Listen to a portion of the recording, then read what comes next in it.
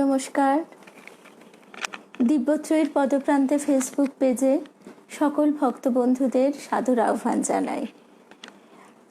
আজকে আমাদের প্রতি সোমবারের মতো নমি কলুষহরণে এই অনুষ্ঠানে আমরা শুনি আমাদের গুরুদেব শ্রী শ্রী তারকব্রহ্ম তারাদাস এবং দেবীমা শ্রীমতী ধীরা বসু, এই দুই শ্রী রামকৃষ্ণময় সাধক ও সাধিকার যে বিস্ময়কর অভিজ্ঞতা, সেই অভিজ্ঞতার কথা এবং কিভাবে তারা আমাদের ঠাকুরকে আপনার হতে আপনজন এই বোধটা এনে দিয়েছেন, সেই কথাই আমরা শুনি। কিন্তু আজকে আমাদের প্রসঙ্গ একটু অন্যরকম। আগামী রবিবার 1 মে এই রামকৃষ্ণ মঠ প্রতিষ্ঠার 125 বছর উদযাপন হবে। তো ঠাকুরের সেই যে অমোঘ কথাটি উচ্চারিত হয়েছিল, তুই মহিরু হবি, আমাদের আজকে যেন মনে হয় কি আশ্চর্যভাবে সত্য হয়েছে এবং হয়ে চলেছে। সারা পৃথিবী ব্যাপী আজকে মঠ মিশনের বহু কেন্দ্র। ঠাকুর কিন্তু যে সময় কথাটি বলেছিলেন, আমরা যদি সাধারণ মানুষ সাধারণ বুদ্ধি দিয়ে সীমিত দৃষ্টিতে বিচার করতে যাই, কথাটা আমাদের সেইভাবে কি বোধগম্য হয় না। কারণ নরেন্দ্র তখন নিতান্ত একটি ছোট ছেলে, কলেজের ছোকরা তখনকার ভাষায়। যতই তিনি পাণ্ডিত্য তার থাক, যতই তিনি গাইতে বাজাতে চৌখস হন না কেন, তার যা পারিবারিক অবস্থা সেই সময় আমরা জানছি। এবং ঠাকুর যাকে লোকে পাগলা বামুন বলছে, সেই সময় তার এই কথাটি আমাদের মতো সাধারণ মানুষের কাছে এক বিস্ময়কর কথা শুধু নয়, অবিশ্বাস্যই বটে।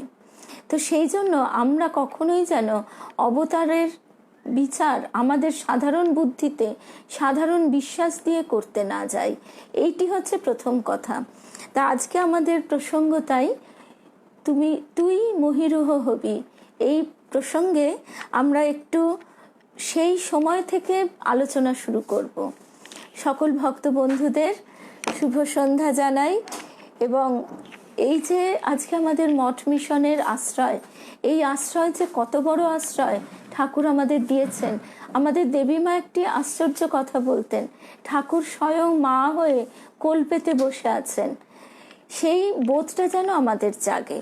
তা আজকে আমরা একটু প্রথমে শোনবার চেষ্টা করি স্বামীজি কিভাবে সেই সময়কে, সেই সময়ের পরিস্থিতিতে, সেই সময়ের পরিপ্রেক্ষিতে এই মঠ মিশন যে তৈরি করলেন, সেই সময়টা কিরকম ছিল, একটু সেখান থেকে আমরা শুরু করি। আমরা একটু পিছিয়ে যাই।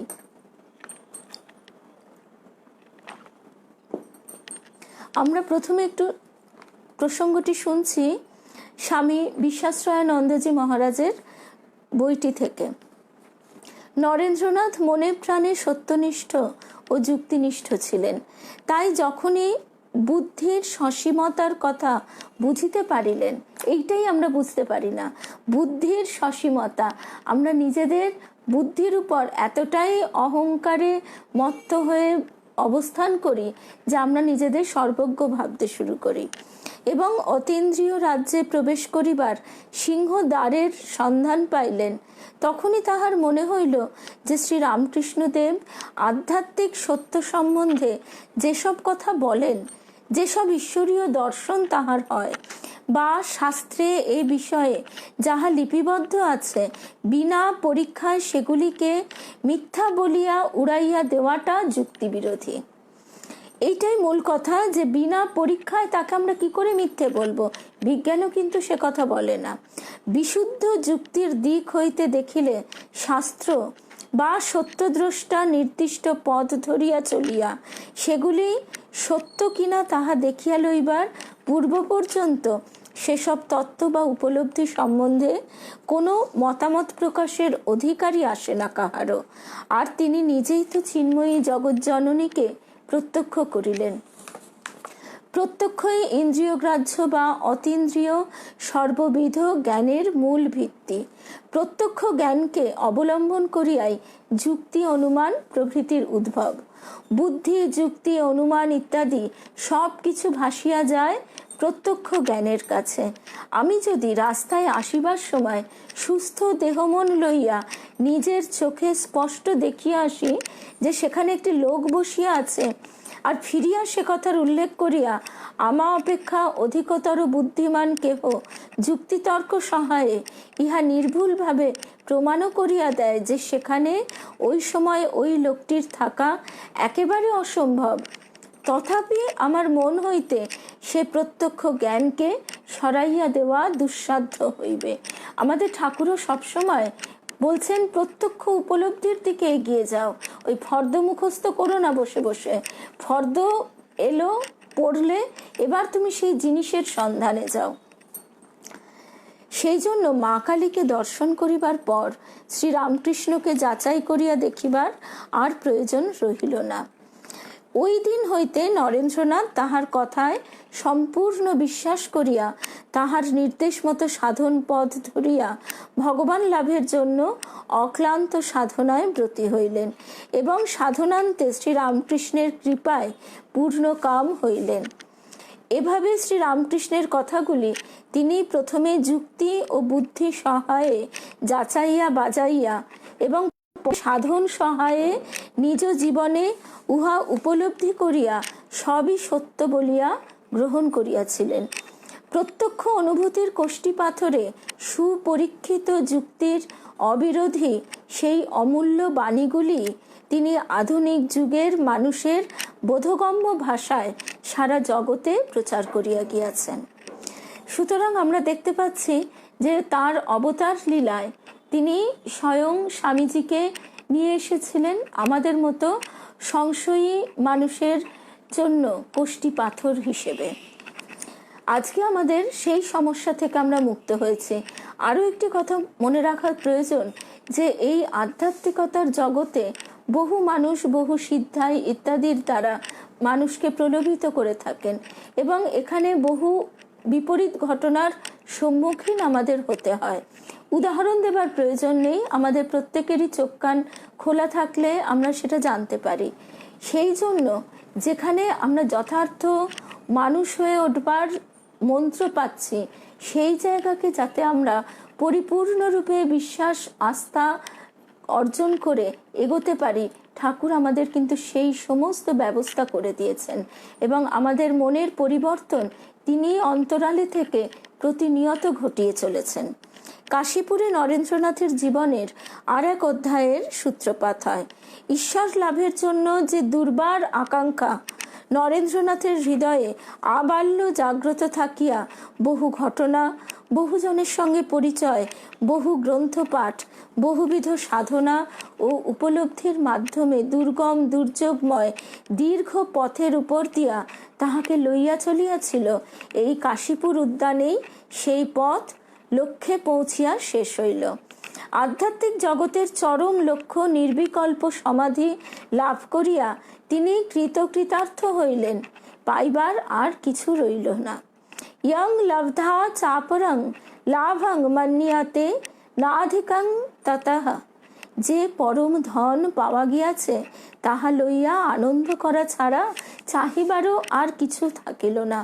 এই সীমাহীন আনন্দ সাগরে নিজের পৃথক সত্তাকে মিশাইয়া দিয়া অবিরাম এক হইয়া থাকিতে চাহিলেন তিনি। কিন্তু চাহিলে চলিবে কেন? ঠাকুর যে তাকে অন্য কাজের জন্য, ঠাকুর নিজেও তো তার কথা দেওয়া আছে যে জগতের যখন চরম খারাপ অবস্থা উপস্থিত হবে তাকে আসতে হবে। এবার তিনি জগৎ উদ্ধারের জন্য, কলিযুগে পাপের ভার সবচেয়ে বেশি, সেই জন্য তিনি নিয়ে এলেন মূর্ত মহেশ্বর স্বামী বিবেকানন্দকে। তাই এখানে আমরা দেখছি কিন্তু চাহিলে চলিবে কেন? শ্রীরামকৃষ্ণদেবও এরূপ করিতে চাহিয়াছিলেন, মা তাহা করিতে দেন নাই।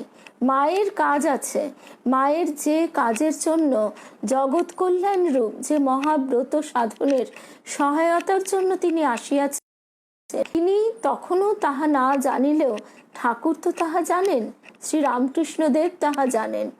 সে মহাকার্য সাধনের উপযোগী মহাশক্তিধর যন্ত্ররূপে শ্রীরামকৃষ্ণদেব তিলে তিলে তাহাকে গড়িয়া তুলেছেন। তুলিয়াছেন মহাশক্তিধর যন্ত্ররূপে। কারণ এটা সাধারণ শক্তিধর কোনো জীবের সাধ্য নয়। তার জন্য তিনি অখণ্ডের ঘর থেকে স্বয়ং স্বামীজিকে নিয়ে এসেছেন। গঠন আজ সম্পূর্ণ। নির্বিকল্প সমাধি লাভের ফলে নরেন্দ্রনাথ এখন অসীম জ্ঞানের, অসীম শক্তির অধিকারী। তাহার মন স্বার্থগন্ধ শূন্য।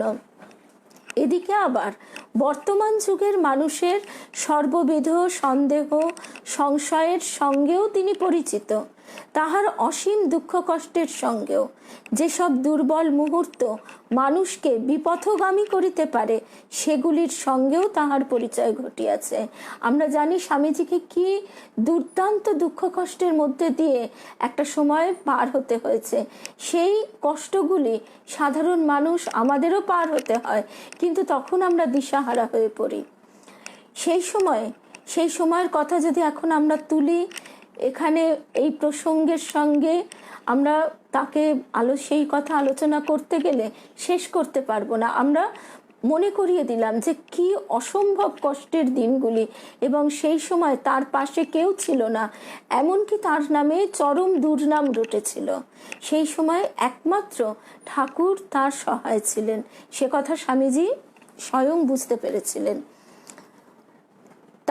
তাহার অসীম দুঃখ কষ্টের সঙ্গেও তিনি পরিচিত। জগতের জীবনের যেসব দুর্বল মুহূর্ত মানুষকে বিপথগামী করিতে পারে সেগুলির সঙ্গেও তাহার পরিচয় ঘটিয়াছে। তিনি এখন জাগতিক ও অতীন্দ্রিয় উভয়বিধ জ্ঞানেরই অধিকারী। তাহার সর্ববাধা বিনির্মুক্ত সুদূর প্রসারী দৃষ্টি তাহার ভবিষ্যৎবাণীকে নির্ভুল করিবার উপযোগী। এখন সমাধিতে লীন হইয়া থাকিতে চাহিলে চলিবে না, কাজে নামিতে হইবে। স্বামীজি বলছেন এক জায়গায়, মা বেটি আমাকে দেখিয়ে দিয়েছে আগামী 500 বছর কি হবে, কি হতে চলেছে, কিন্তু তারপর আর মা দেখালেন না। স্বামীজি বলেছেন যে 1500 বছর এই ভাব চলবে।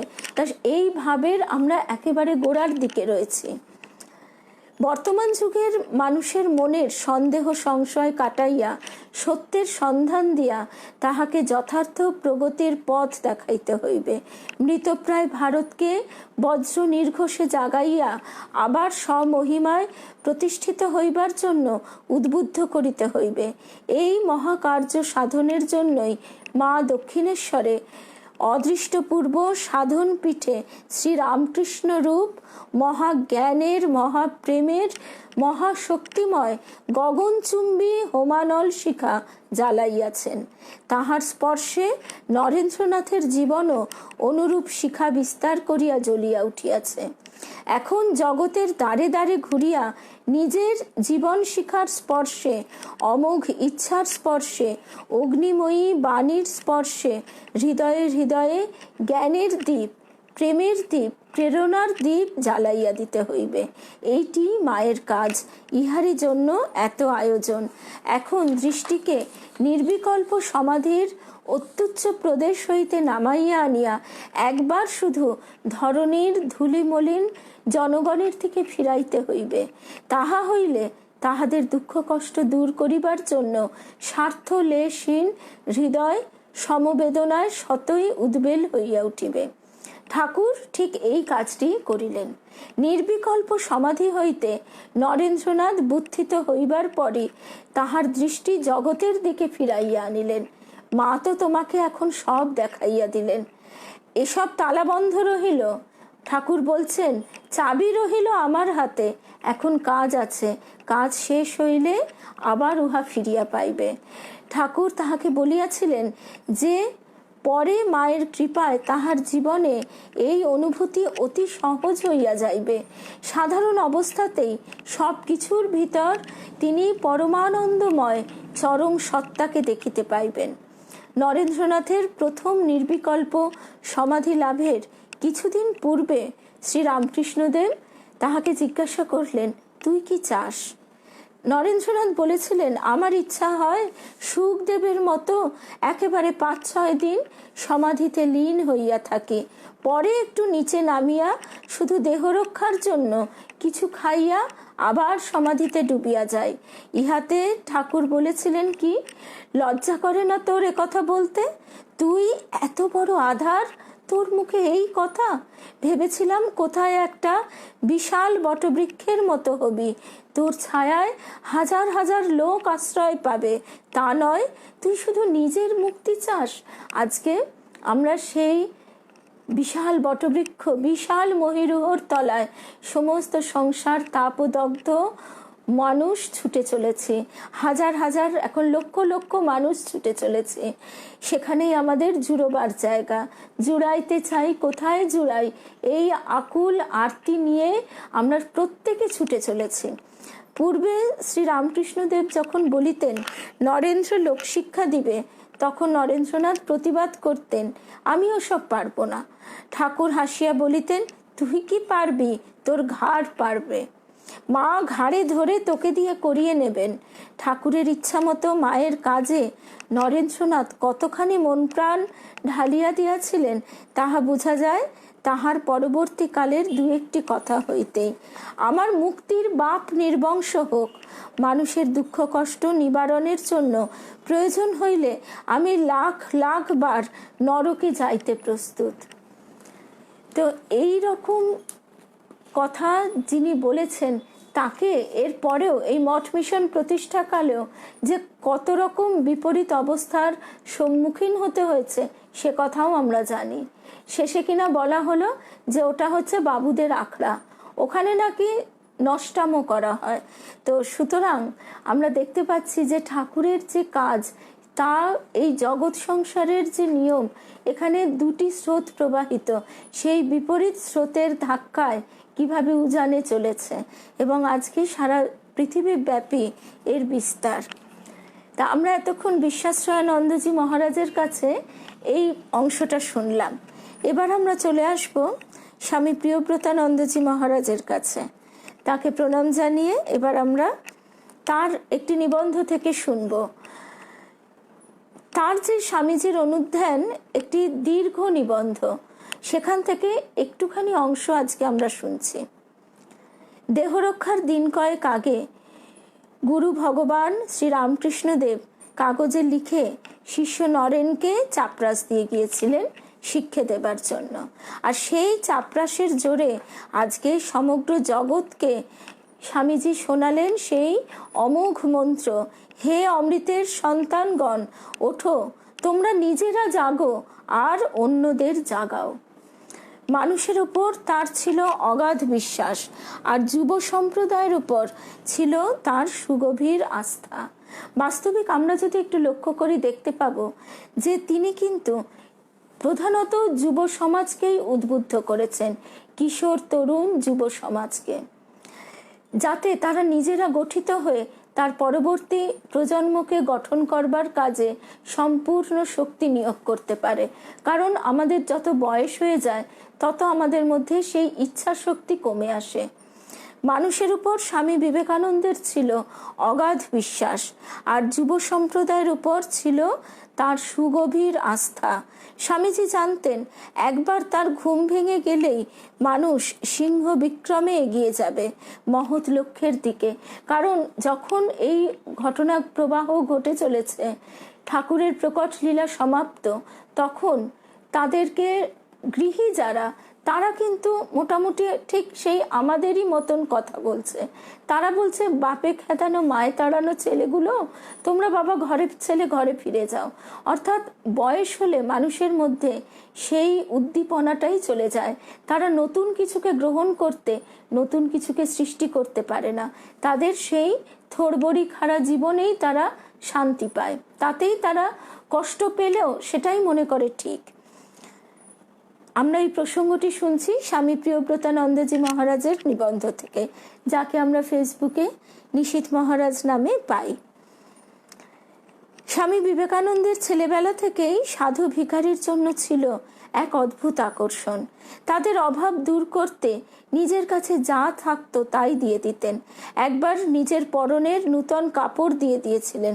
শেষে বাড়ির লোকেরা তাকে ঘরে আটকে রেখে দিতেন, কিন্তু তিনি তাতে দমে না গিয়ে হাতের কাছে যা পেতেন সে সব জানলা দিয়ে গলিয়ে নিচে ফেলে দিতেন। অর্থাৎ প্রথম থেকেই আমরা দেখতে পাচ্ছি যে তার ভিতরে সাধারণ আমাদের যে দৃষ্টি, সেই দৃষ্টির থেকে একদম অন্যরকম ব্যতিক্রমী দৃষ্টিভঙ্গি। ছেলেবেলা থেকে অপরের জন্য ভাবতে শিখেছিলেন বলেই না পরে বলেছিলেন, দেশের একটি কুকুরও যদি অভুক্ত থাকে তবে আমার প্রথম কাজ হবে তাকে খাওয়ানো। সন্ন্যাস নেবার পর 1888 খ্রিস্টাব্দে সন্ন্যাস নেবার পর 1888 খ্রিস্টাব্দে স্বামীজি মঠ থেকে বেরিয়ে কাশী অযোধ্যা পেরিয়ে উত্তর ভারত দেখে ভারতের দক্ষিণ প্রান্তের শেষ সীমায় কন্যাকুমারী এসে উপস্থিত হলেন। সেখানে একদিন ধ্যানে বসে স্বামীজি জানতে পারলেন কিভাবে তাকে এগোতে হবে আর কোন কাজকে অগ্রাধিকার দিতে হবে। কপর্দকহীন পরিব্রাজক হয়ে স্বামীজি সারা ভারতবর্ষ ঘুরেছেন।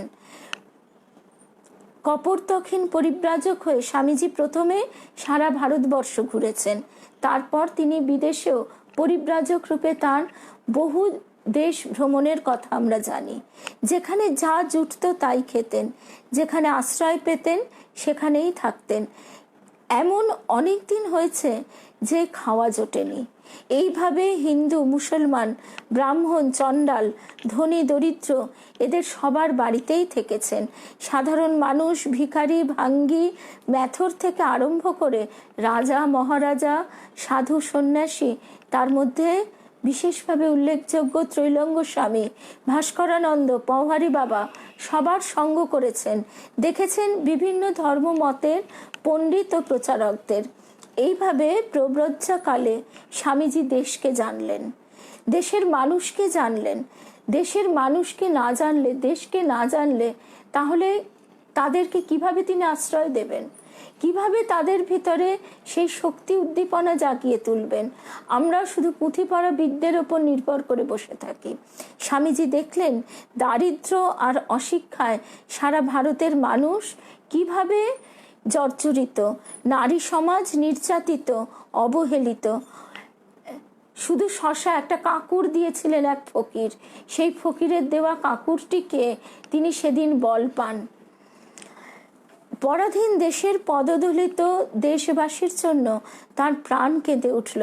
স্বামীজি ঠিক করলেন আগেই শিক্ষা ও অন্ন সংস্থানের ব্যবস্থা করে মানুষকে জাগাতে হবে। ঠাকুরের সেই কথা, কলিতে অন্নগত প্রাণ। ভুল ত্রুটিগুলো চিহ্নিত করে সেগুলো শোধরাবার ব্যবস্থা করতে হবে। দেশকে ও দেশের মানুষকে জানার সঙ্গে সঙ্গে তিনি নিজেকেও পরখ করে দেখেছিলেন। বৃন্দাবনের পথে যেতে যেতে একজনকে তামাক খেতে দেখে শ্রান্ত ক্লান্ত স্বামীজিরও ছিলিমে তামাক খাবার খুব ইচ্ছে হয়েছিল, কিন্তু সে যাতে মেথর শুনে গুটিয়ে গেলেন। অনেকটা পথ এগিয়ে যাওয়ার পর স্বামীজি নিজের উঁচু সামাজিক মর্যাদা সচেতন মনের পরিচয় পেয়ে এই ভেবে দুঃখিত হলেন যে তিনি সন্ন্যাসের আদর্শ সর্বভূতে সমদর্শিত্ব থেকে বিচ্যুত হচ্ছেন। সুতরাং আমরা এখানে একদম যা পাচ্ছি তা হচ্ছে খাঁটি সোনা। তিনি নিজের জীবনকে সম্পূর্ণরূপে পরীক্ষিত করে সমস্তটা নিজের জীবনে প্রতিফলিত করে তবে তার সার অংশটুকু আমাদের জন্য তৈরি করেছেন এই মঠ মিশন রূপে। ক্ষেত্রীর রাজাকে গান শোনাচ্ছিল এক নর্তকী। সেখানে আসবার জন্য রাজা তার গুরু স্বামীজিকে অনুরোধ করে পাঠালেন। স্বামীজি বলে পাঠালেন সন্ন্যাসীর ওই আসরে থাকা উচিত নয়। তারপর মেয়েটির গলায় সুরদাসের সমদর্শিত্ব নিয়ে ভজন শুনে স্বামীজি আর স্থির থাকতে পারলেন না। তার মনে হলো এই কি আমার সন্ন্যাস? আমার এখনো ভেদ জ্ঞান রয়েছে? সেদিন স্বামীজি ভেদ জ্ঞানের সঙ্গে সঙ্গে মনুষ্যত্বের অবমাননা করেছিলেন এই ভেবে তার যে গভীর অনুশোচনা হয়েছিল এতে কোনো সন্দেহ নেই। সুতরাং আমরা দেখতে পাচ্ছি স্বামীজি নিজের জীবনকে গঠন করছেন কিভাবে। এভাবে একদিন স্বামীজি আমেরিকা গেলেন।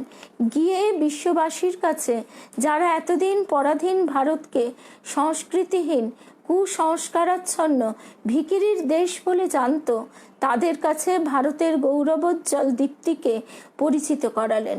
তারপর যা হলো সেই ইতিহাস রামকৃষ্ণ বিবেকানন্দের অনুরাগী মাত্রেই সবিশেষ জানেন। এসব কথা নিয়ে অনেক বই বেরিয়েছে পৃথিবীর বিভিন্ন ভাষায়।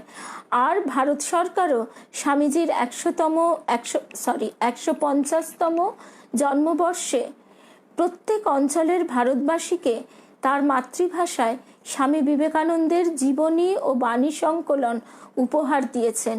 কারণ স্বামীজির জীবনী ও বাণীর মধ্যে রয়েছে এমন এক শক্তি, যে শক্তি সবাইকে সব অবস্থাতেই এগিয়ে চলার পথ দেখাবে। কিন্তু এর সঙ্গে সঙ্গে মনে রাখতে হবে যে এই সমস্ত কিছুই যদি এই মঠ মিশন এর ছত্রছায়ায় না গঠিত হতো, এক জায়গায় না হতো, তাহলে কিন্তু এইভাবে আজকে আমরা তৃষ্ণার্ত হয়ে কোথাও যাওয়ার নির্দিষ্ট ঠাঁই পেতাম না, নির্দিষ্ট জায়গা খুঁজে পেতাম না। আর এর সঙ্গে সঙ্গে মনে পড়ে যায় যে সেবার এই ঘটনাও আমরা মহারাজজির কাছেই শুনব, যে প্লেগের সময় তখন তিনি মঠের জমিও বিক্রি করে দিতে চেয়েছিলেন, কিন্তু কি ঘটবে সে সবই তো নির্দিষ্ট হয়ে আছে।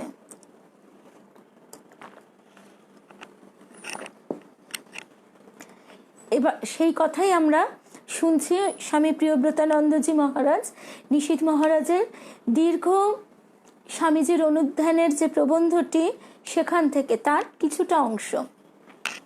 স্বামীজি তো প্লেগের ব্যবস্থা করার জন্য দার্জিলিং থেকে তাড়াতাড়ি ফিরে এলেন কলকাতায়। ফেরার পরই স্বামীজি শ্রী রামকৃষ্ণ সংঘকে ও সংঘের সেবা কাজকে সুনিয়ন্ত্রিত করার জন্য 1897 খ্রিস্টাব্দের 1 মে তারিখে ঠাকুরের সন্ন্যাসী ও গৃহী ভক্তদের নিয়ে একটি সমিতি গঠন করলেন। তার নাম হয় রামকৃষ্ণ মিশন অ্যাসোসিয়েশন। এর প্রধান উদ্দেশ্য হলো 3টি। রামকৃষ্ণ মিশনের এই হচ্ছে প্রথম জন্মের একদম প্রথম সময়, শুভ জন্মক্ষণ। মানুষের কল্যাণের জন্য ভগবান শ্রী রামকৃষ্ণদেব যেসব তত্ত্বের ব্যাখ্যা করেছেন ও তার নিজের জীবনে করে দেখিয়েছেন তার প্রচার। 2. বিভিন্ন ধর্মমতের মধ্যে সৌহার্দ্য স্থাপন। 3. জাতি ধর্ম নির্বিশেষে দুস্থ মানুষের সেবা। পরে আইনি কারণে অ্যাসোসিয়েশন শব্দটি বাদ চলে যায় ও শুধু রামকৃষ্ণ মিশন থেকে যায়, যা এখনো বজায় আছে। আর শ্রী রামকৃষ্ণ মঠ তো ছিলই। এই দুটি সংগঠনের নামের প্রয়োজন পড়ে কেবল আইনি ও আর্থিক স্বচ্ছতা বজায় রাখতে। তার সঙ্গে এটাও আমাদের মনে করতে হয় যে এতদিন আমাদের সন্ন্যাসী বলতে কি ধারণা ছিল, গিরি গুহায় বাস করবে, সমাজের কোনো লোকের সঙ্গে তাদের কোনো সংস্পর্শই থাকবে না। অর্থাৎ সেই তো আত্মকেন্দ্রিকতা। ঠাকুর যে কথা বললেন যে তুই সকলকে আশ্রয় দিবি, পরার্থে কাজ করবি, শিবজ্ঞানে জীব সেবা, তবেই তো হলো যথার্থ অদ্বৈত সাধন। তা না করে এতদিন মুনি ঋষিরা গিরি গুহায় সাধন করে শুধু নিজেরটুকুই দেখে এসেছেন। তা এখানে আমরা দেখছি যে কিভাবে সেই সূত্রপাত হতে চলেছে। এখানে উল্লেখ করা যেতে পারে, বেদান্তের তত্ত্বকে পাশে সরিয়ে রেখেও বলা যায় স্বামীজিকে এত দুঃখ দুর্দশার মধ্যে দিয়ে যেতে হয়েছিল বলে অন্যদের কাছে যারা সর্বহারা তারাই তার কাছে সহজেই দরিদ্র নারায়ণ হয়ে উঠেছিল। ঠিক এই সময় আবার দেশের নানা জায়গায় দুর্ভিক্ষ দেখা দেয়। স্বামীজির গুরু ভাই অখণ্ডানন্দজি সে সময় মুর্শিদাবাদের কাছে মহুলা গ্রামে ছিলেন ও দুর্ভিক্ষগ্রস্তদের কিছু কিছু সেবা করবার চেষ্টা করছিলেন। শুনে স্বামীজি যার পরনাই সন্তুষ্ট হয়েছিলেন। পরে 1897 খ্রিস্টাব্দের শেষ দিকে অখণ্ডানন্দজি গুটি কয়েক অনাথ বালককে নিয়ে সারগাছিতে একটি আশ্রম স্থাপন করেন। সেদিক থেকে দেখতে গেলে শ্রী রামকৃষ্ণ মিশনের প্রথম স্থায়ী সেবা কেন্দ্র এইটি। এদিকে স্বামীজির শরীর সম্পূর্ণ সুস্থ না হওয়ায় তিনি কিছুদিন বিশ্রাম নেবেন বলে হিমালয়ের আলমোড়ায় চলে গেলেন। কিন্তু মানুষের পারত্রিক ও ঐহিক উন্নতির জন্য যিনি জন্মেছেন তার আর বিশ্রাম কোথায়? বক্তৃতা দেওয়ার জন্য নানা জায়গা থেকে ডাক আসে। এভাবে আলমোড়ায় কয়েকটি ভাষণ দেবার পর পাঞ্জাব, লাহোর, কাশীপুর, রাজপুতানা হয়ে তিনি আবার কলকাতায় ফিরে এলেন। এদিকে স্থায়ী মঠ করবার জন্য 1898 খ্রিস্টাব্দের 3রা ফেব্রুয়ারি বেলুড়ে গঙ্গা তীরে একখণ্ড জমি কেনা হয়। এর টাকা দেন ইংরেজ ভক্ত মিস হেনরিয়েটা মুলার।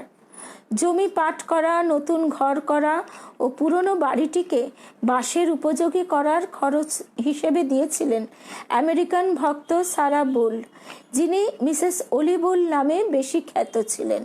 আর এই সমস্ত কাজের দেখাশোনার ভার পরে গুরুভাই তখনকার ইঞ্জিনিয়ার স্বামী বিজ্ঞানানন্দজির উপর, যিনি স্বামীজির নির্দেশে বর্তমান মন্দিরের মূল নকশাটি তৈরি করেছিলেন।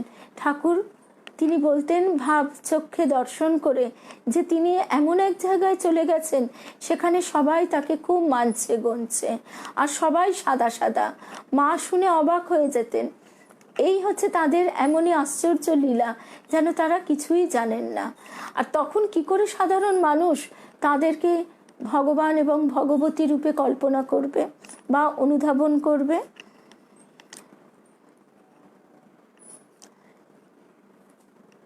পরে কাজ করার সময় মার্টিন বার্ন কোম্পানির ইঞ্জিনিয়াররা মূল নকশার কিছু রদবদল করেন। নতুন মঠের কাজকর্ম দেখাশোনার সুবিধা হবে বলে 13ই ফেব্রুয়ারি আলমবাজার ছেড়ে এই জমির দক্ষিণে নীলাম্বর মুখার্জির বাগান বাড়িতে মঠ উঠিয়ে নিয়ে আসা হয়। আজ সে স্থান বেলুড়ের পুরনো মঠ নামে পরিচিত। এ বাড়িরই একতলার ছাদে শ্রী শ্রী মা ঠাকুরুন প্রচণ্ড গ্রীষ্মে কষ্টসাধ্য পঞ্চতপা ব্রত করেছিলেন। মঠের নতুন জমিতে পায়চারি করতে করতে স্বামীজি একদিন বলেছিলেন, এখানে সাধুদের থাকবার স্থান হবে, সাধন ভজন ও জ্ঞান চর্চায় এই মঠ প্রধান হবে, এই আমার অভিপ্রায়। এখান থেকে যে শক্তির অভ্যুদয় হবে তা জগৎ ছেয়ে ফেলবে, মানুষের জীবন গতি ফিরিয়ে দেবে। মানুষের জীবনের গতি কি? হয় দিশাহারা, নয় ভোগ বাসনার দিকে অদম্য আগ্রহে ছুটে যাওয়া, যেতে যেতে যেতে একসময় চরম বিষাদে উপনীত হওয়া এবং সেখান থেকে সেই ছিন্ন ভিন্ন হয়ে যাওয়া। সেই জন্য মানুষের জীবন গতি ফিরিয়ে দেবে এই কথাটির একটি বিশেষ মূল্য থেকে যায়। আজকে আমরা সেইটি দেখতে পাচ্ছি। জ্ঞান, ভক্তি, যোগ ও কর্মের একত্র সমন্বয়ে এখান থেকে উঁচু আদর্শ সব বেরোবে। বেলুড় মঠের প্রতিষ্ঠা অনুষ্ঠান হয় 1898 খ্রিস্টাব্দের 9ই ডিসেম্বর। স্বামীজি সকালে গঙ্গা স্নান করে নীলাম্বর বাবুর ভাড়া বাড়ির ঠাকুর ঘরে গিয়ে অনেকক্ষণ ধ্যান করলেন। তারপর নতুন মঠের দিকে শোভাযাত্রা শুরু হলো। একেবারে সামনে স্বামীজি, ডান কাঁধে তামার পাত্রে ঠাকুরের পুত দেহভস্য ও অস্থি নিয়ে। সন্ন্যাসী শিষ্যেরা নিত্য পূজা করতেন ঠাকুরের দেহাবশেষ পূর্ণ এই পাত্রটি স্বামীজি যার নাম দিয়েছিলেন আত্মারামের কৌটো। ভগবান শ্রী রামকৃষ্ণ কাশীপুরে একদিন স্বামীজিকে বলেছিলেন, তুই কাঁধে করে আমায় যেখানে নিয়ে যাবি আমি সেখানেই যাব ও থাকব। তা গাছতলায় কি আর কুটিরে কি? হয়েছিল কি বলছেন মহারাজজি, হয়েছিল কি কাশীপুরে একবার ঠাকুরের কয়েকজন বয়স্ক গৃহী ভক্ত যুবক সেবকরা বেহিসাবি খরচ করছে, এই অভিযোগ তুলে তাদের ঠাকুরের সেবা থেকে সরিয়ে দিতে চেয়েছিলেন।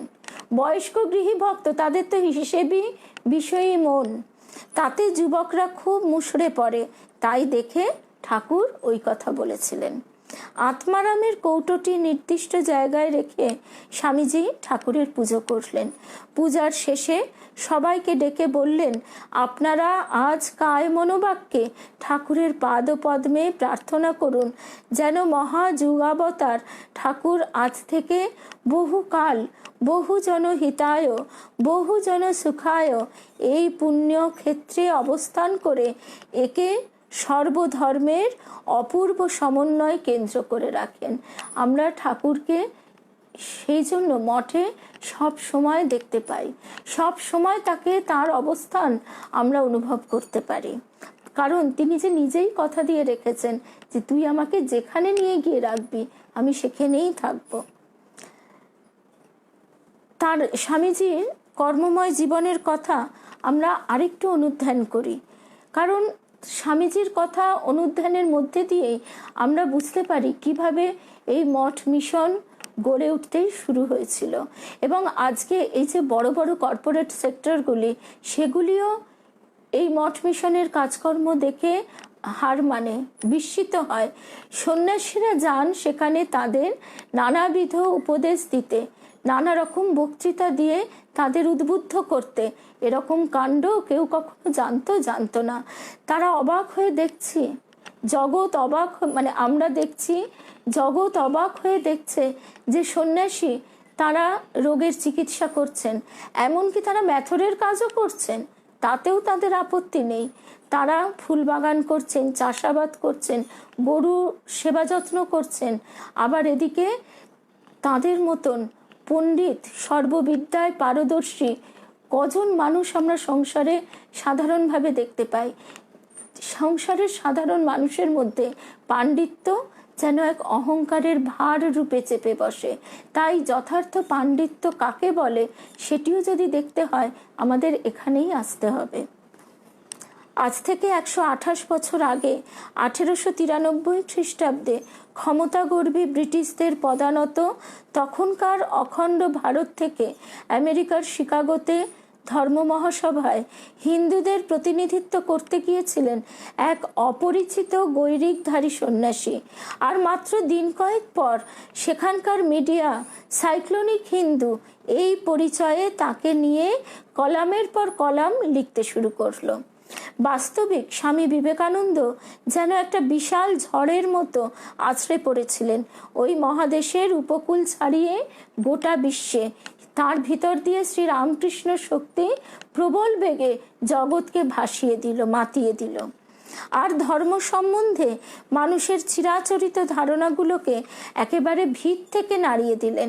আর তারই সঙ্গে পৃথিবীর মানস মানচিত্রে উঁচু আধ্যাত্মিক জ্ঞান সম্পন্ন ভারতের জন্য একটি স্থায়ী স্থান করে দিলেন। পৃথিবীর ধনী দেশগুলো এই প্রথম জানল যে ভারতবর্ষ শুধু একটি ভিখারির দেশ নয়, জগৎকে দেবার মতো সম্পদ তার কাছে প্রচুর আছে। অথচ স্বামীজি কিন্তু সে অর্থে ঠিক ধর্মপ্রচারক ছিলেন না, বরং ধর্ম যে ঠিক কি তার এক নতুন অথচ সহজ বুদ্ধিগম্য ও প্রাণস্পর্শী সংজ্ঞা দিয়ে মন্দির, মসজিদ, গির্জা, গুরুদুয়ারার ধর্মকে মানুষের হৃদয়ের কাছে নিয়ে এসেছিলেন। যুবকদের বললেন গীতা পড়ার থেকে ফুটবল খেলায় বেশি মনোযোগ দিতে। বললেন তোমাদের পেশি একটু বেশি শক্তিশালী হলেই তোমরা গীতা আরো ভালো করে বুঝতে পারবে। আবার অপরের দুঃখ মোচনকেই এ যুগের সাধনা বলেছেন। তিনি ঘোষণা করলেন দেশের একজন মানুষও যতদিন অভুক্ত থাকবে ততদিন আমার কাজ হবে তাকে খাওয়ানো। 1894 খ্রিস্টাব্দে শিকাগো থেকে চিঠি লিখে শিষ্য আলাসিঙ্গা পেরুমলকে দেশের গরিবদের জন্য ভাবতে বলছেন, তাদের জন্য কিছু করতে নির্দেশ ও উৎসাহ দিয়ে লিখছেন ভারতে এই যে 2 কোটি মানুষ দারিদ্র ও অশিক্ষায় ডুবে আছে সেখানে তাদের জন্য কে ভাবছে বলো? এখনকার হিসেব অবশ্য প্রায় 30 কোটি বা তার বেশি। আবার বলছেন এখন থেকে এরাই তোমার ভগবান। সর্বদা এদের কথা ভাবো, এদের জন্য কাজ করে যাও, আর ঈশ্বরের কাছে প্রার্থনা জানাও, তিনি তোমায় পথ দেখাবেন। আর জানবে, যতদিন এই লক্ষ লক্ষ মানুষ ক্ষুধা ও অশিক্ষার মধ্যে বেঁচে থাকবে, ততদিন আমি সেই প্রত্যেকটি ব্যক্তিকে ঘৃণ্য বিশ্বাসঘাতক বলবো, যারা এদের মূল্যে শিক্ষিত হয়েও এদের দিকে ফিরে তাকায় না। আজকে আমরা যে অবস্থা দেখতে পাচ্ছি, সেই অবস্থায় দাঁড়িয়ে আমাদের পিঠে যেন একেবারে চাবুক পড়ছে। একজন সন্ন্যাসীর মুখে এই প্রথম উচ্চারিত হলো যে আমাদের সব কাজই ঈশ্বর লাভের সহায় হতে পারে, শ্রবণ মনন নিদিধ্যাসনের স্তরে উন্নীত হতে পারে। এমনকি একজন মানুষ তার নিজের পেশার মাধ্যমেও তার ইষ্টের পূজা করতে পারে। এক নতুন সংজ্ঞা ও ব্যাখ্যায় উজ্জ্বল ও সার্থক হয়ে উঠল জগতের যত ধর্ম, যত কর্ম। নিবেদিতার কথায় স্বামীজি ধর্ম মহাসভায় হিন্দু ধর্ম সম্বন্ধে বলবার জন্য উঠে দাঁড়িয়েছিলেন, আর বলা যখন শেষ করলেন, তখন ভারতের সনাতন ধর্ম নতুন করে সৃষ্টি হলো। অথচ যুগাচার্য স্বামীজি কোনো নতুন ধর্মমতের সৃষ্টি করেননি, কেবল আধ্যাত্মিক ভারতের বেদান্তের চিরন্তন সত্যগুলিকে নতুন ছাঁচে ঢেলে নতুন আকার দিয়ে জগতের কাছে পরিবেশন করলেন। আর তিনি তার এই ছাঁচ পেয়েছিলেন তার গুরু শ্রীরামকৃষ্ণের কাছে। পণ্ডিতেরা সেই বাণীর মধ্যে দেখলেন মূলত সেই পুরনো বেদান্তকে, অথচ এ যেন ঠিক তাদের চিরপরিচিত শুধুমাত্র বুদ্ধির স্তরে আবদ্ধ বেদান্ত নয়। তাই এর নাম দিলেন নিয় বেদান্ত, কারণ এর তাত্ত্বিক ভিত্তি নিশ্চিতভাবে বেদান্ত ছাড়া আর কিছু নয়, কিন্তু এর ব্যবহারিক রূপ সম্পূর্ণ নতুন। সেই জিনিসই আমরা মঠ মিশনের মধ্যে প্রকাশ দেখতে পাচ্ছি, দীপ্তিমান দেখতে পাচ্ছি, এবং আমরা নিজেদের যত সেই শিক্ষায় শিক্ষিত করতে পারবো, এটি অনুশীলন করতে পারবো, আমরাও উত্তীর্ণ হয়ে যাব। স্বামীজির প্রচারিত ধর্মের যথার্থ স্বরূপ যে কি, সেটা জানা খুব প্রয়োজন, কারণ সেটি হচ্ছে মঠ ও মিশনের মূল কথা।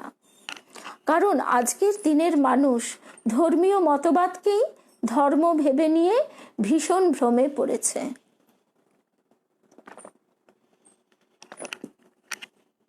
সেই জন্যই যত ভেদাভেদ, যত গোলমাল। ধর্ম মানে কিন্তু হিন্দু, মুসলমান, খ্রিস্টান, শিখ, বৌদ্ধ, জৈন নয়। যথার্থ ধর্ম কোনো জিনিসকে চিনবার বিশেষ শর্তাবলী, যেমন গাছের ধর্ম, পশুর ধর্ম, মানুষের ধর্ম ইত্যাদি। মানুষের ধর্ম তার নিজের অন্তরের জিনিস, তার পরিচয় জ্ঞাপক। ধর্ম আমাদের দেয় জীবন জিজ্ঞাসা ও তার উত্তর। ধর্মই আমাদের বলে দেয় সংসারে এসে আমাদের কি করণীয়। আর সেজন্যই ধর্মচর্চার অধিকার প্রত্যেকেরই আছে, থাকা উচিত, কারণ এর প্রয়োজনও আছে। আর প্রয়োজন আছে বলেই পৃথিবীর কোনো জায়গায় ধর্মকে নিঃশেষে মুছে ফেলা যায়নি। ধর্মকে মুছে ফেলার সব রকম চেষ্টা ব্যর্থ হয়েছে। স্বামীজির কথা, ধর্ম মানে শুধু মতবাদ নয়, ধর্ম মানে সাধনা, সৎ হওয়া আর সৎ কর্ম করা। এই দুইয়ের মধ্যেই এই সব ধর্ম। ধর্ম এমন একটি ভাব যা পশুকে মনুষ্যত্বে এবং মানুষকে দেবত্বে উন্নীত করে, আর কর্মকে উন্নীত করে পূজায়।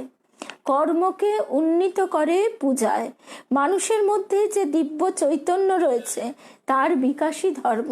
আমরা নিষ্কাম কর্মযোগ সম্বন্ধে 10টা কথা, 10টা শ্লোক মুখস্থ করলেও যা বুঝবো, তার থেকে অনেক সহজেই কথাটি বুঝতে পারি যে কর্মকে উন্নীত করে পূজা। কি? তার মূল মন্ত্র একটি, শিব জ্ঞানে জীব সেবা। স্বামীজির প্রধান শিক্ষা হলো মানুষ হও। তার গুরু শ্রী রামকৃষ্ণদেব বলেছেন তোমাদের চৈতন্য হোক, আর স্বামীজি বললেন মানুষ হও, বি অ্যান্ড মেক। নিজে মানুষ হও, অপরকে মানুষ হতে সাহায্য করো। স্বামীজির মানুষের সংজ্ঞা ও লক্ষণ কি? যে ব্যক্তি একই সঙ্গে আত্মসচেতন, আত্মনির্ভরশীল, সৎ, সংযমী, বলিষ্ঠ, নির্ভীক, নিঃস্বার্থ, উদার, কর্তব্যনিষ্ঠ, মানবিকতা বোধ সম্পন্ন, সহানুভূতিশীল ও মরমী। যে ব্যক্তি এমন চরিত্র বলে বলিয়ান, তিনি যথার্থ মনুষ্য পদবাচ্য। সুতরাং আমাদের কোন কোন গুণগুলি নিজেদের জীবনে পরিস্ফুট করতে হবে আমরা এখান থেকে বুঝতে পারছি, এবং সেই গুণগুলি আয়ত্ত করতে গেলে আমাদের নিজেদের একার চেষ্টায় তা সম্ভব নয়, সেখানে সকলের সহযোগিতা কাম্য। এবং সেই জন্যই আমরা এই মঠ মিশনের ছত্র ছায়ায় যখন সবাই একত্রিত হই, তখন আমাদের ভিতরে উদ্দীপনার অনেক বেশি জেগে ওঠে। স্বামীজির প্রচারিত ধর্মের ভিত্তি হল জগতের শাশ্বত প্রেম, কর্ম ও জ্ঞান। তার বাণী ওয়ার্ক ইজ ওয়ার্শিপ। নিবেদিত কর্মকেই ধর্ম জ্ঞান করার শিক্ষা দিয়েছেন তিনি। এটা পরিষ্কার যে প্রচলিত অর্থে ধার্মিক হতে শিক্ষা দেননি, বলেছেন যথার্থ ধার্মিক হতে। তিনি উদ্দীপ্ত করেছেন আধ্যাত্মিক হতে, অন্তরের দেবত্বের বিকাশ ঘটাতে। বলেছেন অন্তরের দেবত্বের বিকাশই যথার্থ ধর্ম। চরিত্র গুণে মানুষ তিন রকম। প্রথম হলেন তারা যারা বলেন আমি আগে নেব আর সবটাই নেব, এইটি পশুর ব্যবহার। আর যারা বলেন এসো তুমি আমি ভাগ করে নিই আর অন্যদেরও সমান ভাগ দিই, এইটি উন্নত মনা মানুষের ব্যবহার। আর যারা বলেন আগে তুমি নাও আর অন্যেরা নিক, তারপর যা অবশিষ্ট থাকবে তার থেকে আমি নেব, এইটি দিব্য মানুষের ব্যবহার। জগতের বহুলাংশে মায়েদের মধ্যে এই ব্যবহার লক্ষ্য করা যায়, আর সেই জন্যই ভারতবর্ষে মাকে অত উঁচুতে স্থান দেওয়া হয়। তা এইভাবে আমরা এক্ষেত্রেও দেখতে পাচ্ছি ঠাকুর তিনি আমাদের মা হয়ে মা রূপে এই মঠ ও মিশনকে বেঁধে রাখলেন সেই প্রেম, ভালোবাসা, ত্যাগ, সহানুভূতি দিয়ে। মা দৃঢ়কণ্ঠে বললেন যে এখানের মূল ভাব এবং মূল কথা একটি, প্রেম। এ তো গেল তাত্ত্বিক দিক থেকে ধর্মের লক্ষণ ও উদ্দেশ্য। সেই প্রসঙ্গে আরেকটি কথা স্বামীজি বলছেন, লৌহ কঠিন পেশির দেহ ও ইস্পাতের মতো অনমনীয় স্নায়ুর অধিকারী হতে, যাতে জীবন সংগ্রামে পিছিয়ে পড়তে না হয়। এই কথাটিও আমাদের মতো সাধারণ যারা গৃহস্থাশ্রমে বাস করি, আমাদের প্রতিনিয়ত জীবন সংগ্রাম প্রচণ্ড। সেই জীবন সংগ্রামে যাতে আমরা হাল ছেড়ে না দিই, যাতে আমরা পরাজিত না হই, তার জন্যই আমাদের এই মঠ মিশনের ছত্র ছায়ায় পৌঁছতে হবে। সেখান থেকে আমরা যে শক্তি, যে উদ্দীপন, যে শিক্ষা লাভ করব, সেই শিক্ষাকে আমরা আমাদের নিজেদের জীবনে প্রতিফলিত করে আমরা আনন্দের সঙ্গে এগিয়ে যাব এবং দেখব যে জীবন শুধুমাত্র পারস্পরিক খেয়েই রেষারেষির নয়, জীবন একটি আনন্দময় অবস্থা। সেই অবস্থাটি যাতে আমরা অনুধাবন করতে পারি, সেই শিক্ষাই আমরা এখানে লাভ করি। স্বামীজি যে শিক্ষার কথা বলেছেন তার মূল উদ্দেশ্য আধ্যাত্মিকতার জাগরণ ও অনুভব, যার শুরু আত্মশ্রদ্ধা থেকে। বলেছেন প্রত্যেকের নিজের অন্তরের শক্তিকে অনুভব করতে। সেজন্যই স্বামীজির দেখানো পথে কি আস্তিক কি নাস্তিক সবাই স্বচ্ছন্দে চলতে পারে। এটাও আরেকটি বিশেষ কথা যে আমাদের মঠ মিশনের ছত্রছায়ায় তাদের ভাবাদর্শগুলি নিয়ে চলতে গেলে আমাদের যে আস্তিক হতেই হবে, আমাদের যে বিভিন্ন পূজা ইত্যাদি করতেই হবে, তার কিন্তু কোনো মানে নেই। এমনকি যারা ধর্ম একেবারেই মানেন না, তাদেরও এতে অংশ নিতে কোনো দ্বিধা হয় না। কারণ স্বামীজি যে মানুষের কথা বলেছেন, মানুষকে বাদ দিয়ে ভগবানের আরাধনা করার কথা তিনি একেবারেই বলেননি।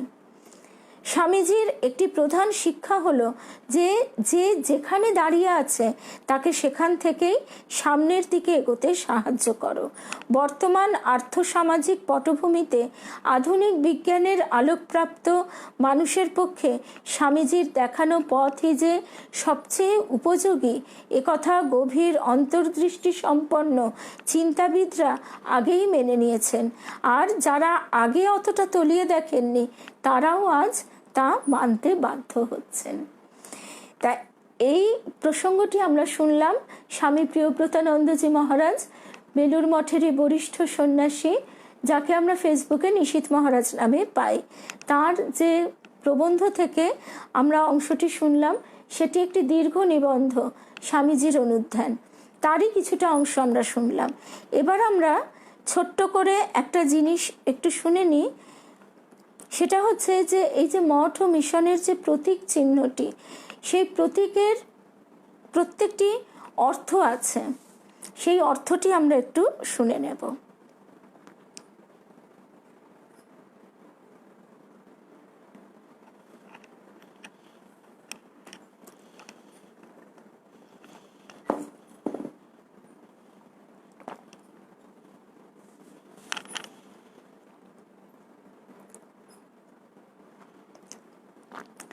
আর আরও একটি বিশেষ কথা এখানে বলতে হয় যে এই যে মঠ মিশনের জমিটি, এখানে কিন্তু ঠাকুরের যখন প্রকট লীলা চলছে সেই সময়ও তার শ্রীচরণের স্পর্শ এখানে পড়েছিল।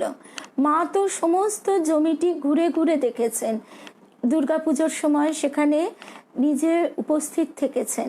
স্বামীজি যে বলেছিলেন জ্যান্ত দুর্গা পূজা করব, তা সেই জ্যান্ত দুর্গা মা স্বয়ং সেই পূজা গ্রহণ করেছেন। তো এখানে আমরা দেখছি স্বামী বিবেকানন্দ পরিকল্পিত রামকৃষ্ণ মঠ ও মিশনের প্রতীকের যে ব্যাখ্যাটি এই রকম: চিত্রের তরঙ্গ সংকুল জলরাশি কর্ম, পদ্মফুল ভক্তি, উদীয়মান সূর্য জ্ঞান এবং সর্প পরিবেষ্টিত সুপ্ত আধ্যাত্মিক শক্তি ও যোগের প্রকাশক। হংসটি পরমাত্মার প্রতীক, অর্থাৎ কর্ম, ভক্তি ও জ্ঞান যোগের সাথে সমন্বিত হলেই পরমাত্মার দর্শন লাভ বা উপলব্ধি হয়। সরোবরটি হৃদয়ের প্রতীক। আর সংস্কৃত যে লেখাটি, তার অর্থ সেই পরমাত্মা আমাদের অনুপ্রাণিত করুন। ঈশ্বরের ইচ্ছা আর ভক্তের ইচ্ছা এক না হলে মণিকাঞ্চনের যে যোগ হয়ে ওঠে না, যোগে যুক্ত হয়েই সব কিছু একে রূপান্তরিত, আর সেই ইচ্ছায় প্রস্ফুটিত হয় জগদ্ধিতায় চয়ের সুনির্মল প্রাপ্তির কল্যাণকারিতে। আর ঠাকুরের ইচ্ছা এমনই তার মাহাত্ম্য যে এই বিস্তৃত ভূখণ্ডে আজকে এই বিশ্ববিখ্যাত বেলুড় মঠ, তারই অন্তত একাংশে একসময় তিনি তার চরণচিহ্ন এঁকে দিয়েছিলেন।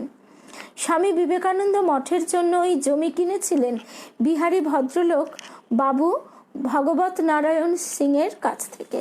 ছোট দুটি বাড়ি সমেত 22 বিঘা জমি। 1898 সালের 4 মার্চ।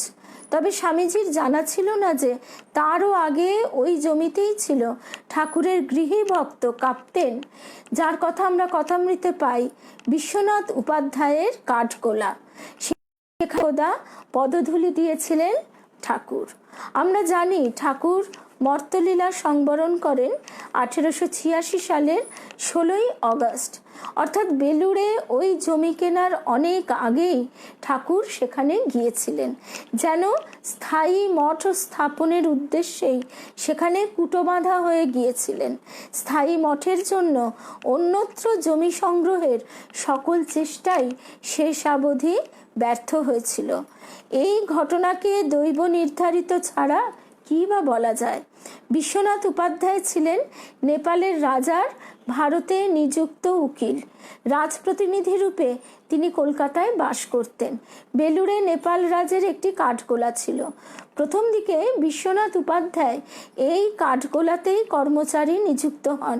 তখন ঠাকুরের সান্নিধ্য লাভ মাত্রই তিনি ঠাকুরের পরম ভক্ত হয়ে ওঠেন। ঠাকুর তাকে আদর করে কাপ্তেন বলে ডাকতেন। কাপ্তেনের অনুরোধেই ঠাকুর বেলুড়ের ওই কাঠগোলা ঘুরতে যান। এই স্থান মাহাত্ম্য সম্পর্কে স্বামী গম্ভীরানন্দজি মহারাজ এক স্থানে সারদা দেবীর মুখে বলেছিলেন, আমি কিন্তু বরাবরই দেখতুম ঠাকুর যেন গঙ্গার ওপরে এই জায়গাটিতে, যেখানে এখন বেলুড় মঠ, কলা বাগান টাগান, তার মধ্যে ঘর, সেখানে বাস করছেন। মা এই কথাটি বলেছিলেন, স্বামী গম্ভীরানন্দের বইতে আমরা পাই। মা বলছেন, আমি কিন্তু বরাবরই দেখতুম ঠাকুর যেন গঙ্গার ওপরে এই জায়গাটিতে, যেখানে এখন মঠ, কলাবাগান টাগান, তার মধ্যে ঘর, সেখানে বাস করছেন। জমিটি সংগ্রহের পর মা আরও বলেছিলেন, জমিটা ঠাকুরের ইচ্ছাতেই হলো। মঠের জন্য জমিটা তিনি নির্বাচন করেছিলেন। বেলুড়ে জমি তো কেনা হলো, কিন্তু তা অসমতল, অতএব সেখানে মঠ নির্মাণ করতে একটু সময় লাগবে, তার তদারকিও দরকার। অতএব বেলুড়েই কাছাকাছি নীলাম্বর মুখোপাধ্যায়ের বাগান বাড়ি ভাড়া নেওয়া হলো এবং সেইখানেই তিনি পঞ্চতপা মা করলেন, সে কথাও আমরা শুনেছি, একটু আগেই আমরা শুনলাম। সেখানেই পঞ্চতপা ব্রত করলেন। আর সদ্য কেনা কাপ্তেনের কাঠগোলার মঠভূমিতে ঠাকুরকে স্বামীজি প্রতিষ্ঠা করেন এই বাড়ি থেকেই। 1898 সালের 9 ডিসেম্বর স্বামীজি নতুন মঠের জমিতে ঠাকুরের আত্মারামকে পুজো করে পায়েস নিবেদন করেন আর সকাতরে প্রার্থনা করেন, ঠাকুর তুমি বহু জনহিতায় এখানে স্থির হয়ে থেকো। একথা আমরা এতক্ষণ স্বামী প্রিয়ব্রতানন্দজি মহারাজ, নিশীথ মহারাজজির লেখাতেও শুনলাম। বেলুর মঠে দাঁড়িয়ে গুরু ভাইদের বিবেকানন্দ সেদিনই বলেছিলেন, কাশীপুরে ঠাকুর আমায় বলেছিলেন, তুই কাঁধে করে আমায় যেখানে নিয়ে যাবি আমি সেখানেই যাব ও থাকবো, তা গাছতলায় কি আর কুটিরেই কি। এ কথাও আমরা শুনলাম। তো তাই আমরা দেখছি যে কিভাবে এই মঠ মিশন সমস্ত কিছু নির্দিষ্টভাবে একটু একটু করে গড়ে উঠেছে। আমরা যদি যথার্থ শরণাগত হই, আমাদের জীবনও ঠাকুর এইভাবেই গড়ে দেবেন। এইভাবে সম্পূর্ণ বিশ্বাস, ভক্তি, নির্ভরতা এবং শরণাগতি নিয়ে আমাদের তাঁর শ্রীচরণ প্রান্তে উপনীত হতেই হবে। এবং তার জন্য আমরা দেখছি তিনি নিজে নিজ মুখে, তার শ্রী মুখে তিনি কি কথা বললেন। জীবনের উপান্তে এসে স্বামীজি বলেছিলেন, আমি যে নিষ্কর্মা সাধু হয়ে থাকিনি সে বিষয়ে অন্তর থেকে আমি নিঃসন্দেহ, প্রাণ ঢেলে খেটেছি। আমার কাজের মধ্যে সত্যের বীজ যদি কিছু থাকে কালে তা অঙ্কুরিত হবেই। এবং আজকে আমরা দেখতে পাচ্ছি ঠাকুরের বলা সেই বটবৃক্ষ, সেই মহিরুহ ক্রমশ ডালপালা বিস্তার করে জগৎকে কিভাবে ছায়া দিয়ে চলেছে এবং মানুষও আকুল হয়ে এই ছায়ার জন্য ছুটে আসছে। তা আজকে আমাদের প্রসঙ্গ এখানেই শেষ করি আমরা। আর সামনে রবিবার দিন অনেকেই মঠে মিশনে যাবেন, খুবই আনন্দের কথা। আর মোটামুটি আমরা প্রসঙ্গটিও শুনলাম। এই সপ্তাহ আমরা আমাদের নির্দিষ্ট যে পাঠচক্রে বিষয় আছে সেইগুলি শুনব। আর তার সঙ্গে আরেকটি আনন্দের কথা, ঠাকুরের যে অসাধারণ লীলা মাধুর্য, তার মধ্যে গোপালের মায়ের লীলা কথা কিন্তু আমাদের মনকে প্লাবিত করে দেয়। আগামীকাল মঙ্গলবার শ্রী রামকৃষ্ণ সাম্রাজ্য ফেসবুক পেজ থেকে আমরা শুনব গোপালের মায়ের কথা। আমাদের সাধু নাগ মহাশয়ের কথা গত সপ্তাহেই সম্পূর্ণ হয়ে গেছে, তা আমরা সবাই গোপালের মায়ের কথা শুনতে শুরু করবো। এবার সবাই সঙ্গে থাকবেন। সোনা জিজ্ঞেস করছে, না গো রবিবার হবে না হয়তো, যদি ঠাকুরের ইচ্ছা হয় সোমবার বিকেলে আমার যাওয়ার ইচ্ছা আছে। তা আজকে আমরা এখানেই তাহলে প্রসঙ্গ শেষ করি। জয় রামকৃষ্ণ। আমরা দেখতে পাচ্ছি যে তিনি কিভাবে আমাদের আশ্রয় দিয়ে একটু একটু করে গড়ে নিচ্ছেন। সুতরাং আমরা নির্ভীক চিত্তে তাঁর শ্রীচরণ প্রান্তে সবাই যেন থাকতে পারি। জয় রামকৃষ্ণ, জয় রামকৃষ্ণ।